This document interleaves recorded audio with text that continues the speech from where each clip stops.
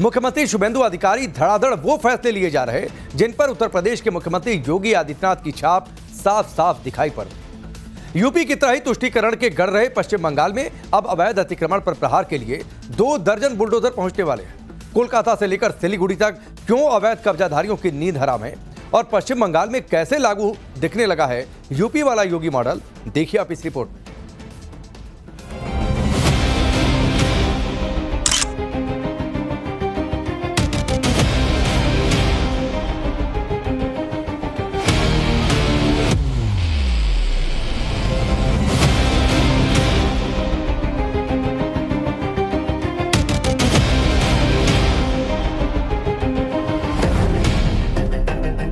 क्या पश्चिम बंगाल में लागू हो गया है योगी मॉडल?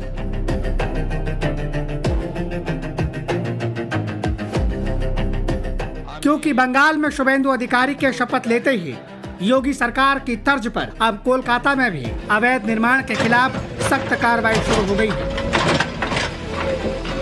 मुख्यमंत्री शुभेंदु अधिकारी के कड़े निर्देश के कुछ ही घंटों के भीतर तिलजला इलाके में अवैध इमारतों पर बुलडोजर चलाया गया। बंगाल में सरकार बनने के बाद मुख्यमंत्री शुभेंदु अधिकारी ने शहर भर में फैले अवैध निर्माणों के खिलाफ जीरो टॉलरेंस नीति अपनाई है। कोलकाता के तिलजला इलाके की चमड़ा कारखाने के स्टोर रूम में लगी भीषण आग में 2 लोगों की मौत के बाद मुख्यमंत्री ने सभी अवैध इमारतों को 24 घंटे के भीतर गिराने का निर्देश दिया था। जो भी हो रहा है ये एकदम कंप्लीट इनजस्टिस है। मेरा अपील है सीएम साहब से कि हमको 24 आवर्स का स्टे ऑर्डर दे, give us a chance to prove ourselves. अगर हम लोग गलत निकले तो यू टेक एक्शन, लेकिन हमको तो अपना बात रखने का टाइम देना पड़ेगा ना भाई। इतना प्रॉम्प्ट एक्शन लेने से तो कुछ नहीं हो सकता है। दिल में नरेंद्र मोदी और इरादों में योगी आदित्यनाथ। पश्चिम बंगाल में कुछ इसी नक्शे कदम पर चल रहे हैं मुख्यमंत्री शुभेंदु अधिकारी। पश्चिम बंगाल में अवैध कब्जों और निर्माणों के खिलाफ बड़े अभियान की तैयारी शुरू हो गई है। इसी कड़ी में दार्जिलिंग से सांसद राजू बिस्ता ने साफ संकेत दिए हैं कि शहर में अवैध निर्माणों पर जल्द बुलडोजर चलाया जाएगा। इसके लिए उत्तर प्रदेश से करीब 2 दर्जन बुलडोजर मंगाने का ऑर्डर भी दिया गया है।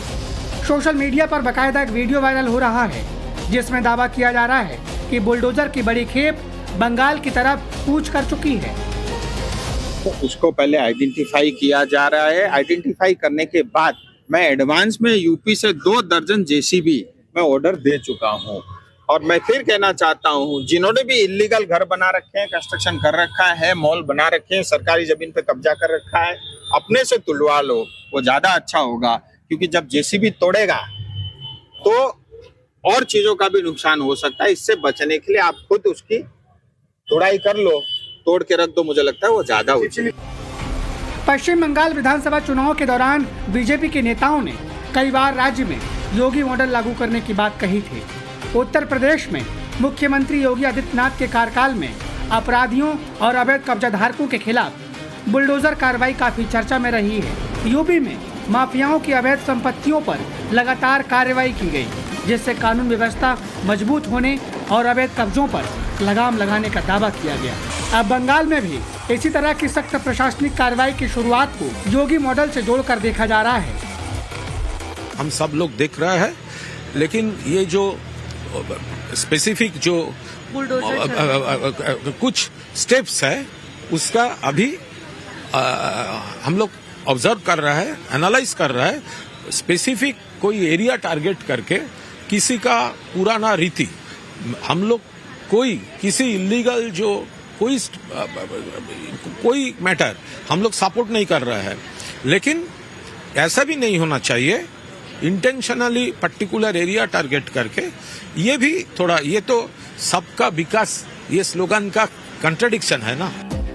शपथ ग्रहण के बाद बंगाल के नए नवेले सीएम शुभेंदु अधिकारी ने जो फैसले लिए हैं वो बता रहे हैं कि उन्होंने बंगाल की राजनीति का व्याकरण बदलने का मन बना लिया है। इरादा योगी आदित्यनाथ की तरह साफ और सख्त है, दिमाग में उन्हीं की तरह का अनुशासन है। जो फैसले अब तक बंगाल के लिए नामुमकिन दिखते थे, शुभेंदु उन्हें जमीन पर उतार रहे हैं। शुभेंदु अधिकारी जानते हैं कि बंगाल में बीजेपी को जीत के लिए केवल विकास काफी नहीं है, यहाँ अस्मिता और सुरक्षा बड़े मुद्दे हैं। সহজ ভারত অভিযান থেকে রাষ্ট্রবাদের উত্থান, ভারতীয় সংস্কৃতি থেকে সনাতন সংস্কৃতির জাগরণ, সবকা সাথ সবকা বিকাশ সবকা বিশ্বাস সবকা প্রয়াসের তিনি প্রবর্তক। তাই তিনি যেটা আজকে করেছেন সেটা আমরা করব এবং আমরা তার দেখানো পথেই। शुभेंदु का योगी मॉडल असल में 3 मुद्दों पर आधारित है। जीरो टॉलरेंस, अपराधियों और राजनीतिक हिंसा करने वालों के खिलाफ यूपी की तरह बिना किसी रियायत के कार्रवाई, घुसपैठ पर प्रहार, सीमावर्ती इलाकों में सख्त निगरानी और अवैध निवासियों की पहचान, सिंडिकेट राज का खात्मा, बंगाल में सक्रिय कोयला और बालू माफिया के खिलाफ बुलडोजर का इस्तेमाल। शुभेंदु अधिकारी ने सीएम बनने के बाद पुलिस प्रशासन की बैठक और कैबिनेट बैठक में कई बड़े कदम उठाए जो योगी आदित्यनाथ के यूपी मॉडल से काफी मिलते जुलते हैं। पश्चिम बंगाल में पुलिस प्रशासन को निर्देश दिया गया है कि लाउड स्पीकर की आवाज धार्मिक परिसर से बाहर नहीं जानी चाहिए, सड़कों पर नमाज या धार्मिक सभाएं नहीं होनी चाहिए ताकि आम जनता को ट्रैफिक जाम का सामना न करना पड़े। ये यूपी के लाउड स्पीकर रेगुलेशन की तरह है, जहां ना तो सड़क पर नमाज होती है और ना ही लाउड स्पीकर से तेज आवाज गूंजती है। सीएम योगी ने सत्ता संभालने के बाद यूपी के माफियाओं के गुनाहों का पूरा हिसाब लिया। ऐसा ही पश्चिम बंगाल में होने जा रहा है। शुभेंदु अधिकारी ने निर्देश दिया है कि 2021 और 2024 चुनाव के बाद दर्ज 1300 से अधिक मामलों की फाइलें खोली जाएंगी। जीडी यानी जनरल डायरी को एफआईआर में बदला जाएगा और दोषियों के खिलाफ सख्त एक्शन लिया जाएगा। अवैध हथियारों की रिकवरी और सांप्रदायिक हिंसा भड़काने वालों पर कार्रवाई होगी। बांग्लादेश बॉर्डर पर फेंसिंग को तेज करने के लिए 600 एकड़ जमीन 45 दिनों में बीएसएफ को सौंपने का आदेश दिया गया है। इससे पश्चिम बंगाल में अवैध घुसपैठियों पर लगाम लगेगी। ये यूपी के रोहिंग्या विरोधी और बीजेपी के नेशनल सुरक्षा एजेंडे से सीधा जुड़ा हुआ है, जो योगी के सख्त अवैध अप्रवासी विरोधी स्टैंड को दर्शाता है। देखिए ये बीजेपी का एजेंडा है। हम कहेंगे मानिकतला में बहुत इलीगल है, डनलप में है, इसी तरह चिड़िया मोड़ में है। जिधर देखेंगे इलीगल बिल्डिंग पहले से तोड़ो, पता चलेगा वह थप्पड़ मिलेगा। मुसलमानों को इसमें डराया नहीं जा सकता। हम प्योरली हिंदुस्तानी हैं, उनसे पहले हिंदुस्तान यही रहेंगे और जो ताकत है डेमोक्रेसी में इस्तेमाल करके आगे बढ़ेंगे। शुभेंदु अधिकारी बंगाल में अब वही हिंदुत्ववादी राजनीति का चेहरा बन गए हैं और इसी दिशा में आगे का सियासी रास्ता तय करने का प्लान बनाते दिख रहे हैं। इसी कड़ी में उनके एक और बड़े फैसले की चर्चा जोरों पर है। 18 मई यही वो तारीख है जब से पश्चिम बंगाल के सरकारी स्कूलों में सुबह की प्रार्थना में वंदे मातरम गाना अनिवार्य हो जाएगा। इसका ऐलान खुद सीएम शुभेंदु अधिकारी ने किया है। सब विद्यालय वंदे मातरम सोमवार থেকে ये विद्यालय शुरू করতে হবে সেই নোটিশটা জারি।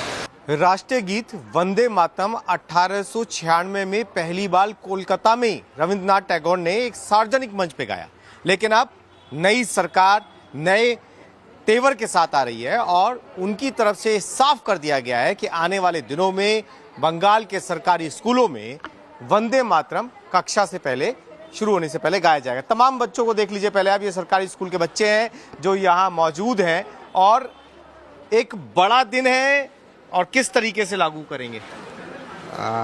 स्कूल पे राष्ट्रगीत हो गया तो एक साथ के हो गया तो टीचर्स स्टूडेंट एक साथ के हो गया राष्ट्रगीत।